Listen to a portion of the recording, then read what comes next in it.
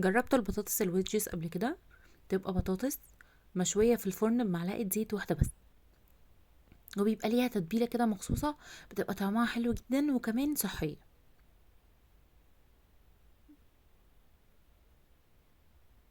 لو انتي اول مرة تشوفيني ياريت تعملي اشتراك في القناة، ولو عجبكم الفيديو ياريت تعملوا لايك وشير. الوصفة دي البطاطس بتتعمل بقشرها، بيجيبوا البطاطس ويغسلوها كويس جدا وبيقطعوها بقشرها.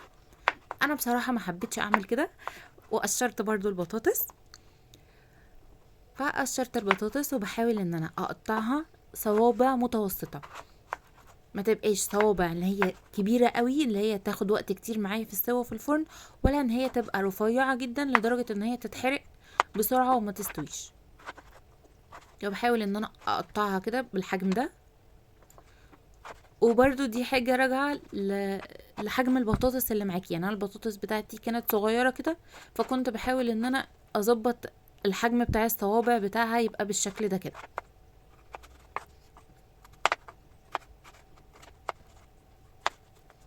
خلصت بقى كل الكمية بتاعتي وقطعتها كده، وهاخدها ان انا اشطفها تاني بالمية، وابدأ بقى ان انا اجهز التتبيلة بتاعتها.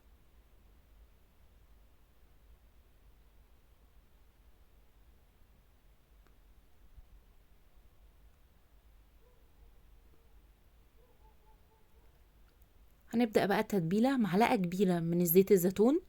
زيت الزيتون هيفرق جدا في الطعم، بس لو مش متواجد عندك خلاص اي زيت تمام. الملح حسب الرغبة، انا على الكمية دي استخدمت معلقتين صغيرين من الملح، رشة من الفلفل الاسود، معلقة صغيرة من الثوم البودر، ومعلقة صغيرة من البابريكا، وكمان رشة من الزعتر. والمكون بقى اللي بجد هيغير الطعم معاكي وهيعجبك جدا ان شاء الله، معلقة صغيرة من العسل الابيض. عايزاكم تجربوها وتقولوا لي رأيكم. هنقلب بقى كل المكونات دي مع بعض كويس جدا، وبعد كده هنجيب صينية بتدخل الفرن وهنحط فيها البطاطس. اهم حاجة هنا ان احنا نوزع البطاطس كويس جدا في الصينية، علشان ما يبقاش فيه حاجة فوق حاجة، علشان تستوي كلها مع بعض في نفس الوقت.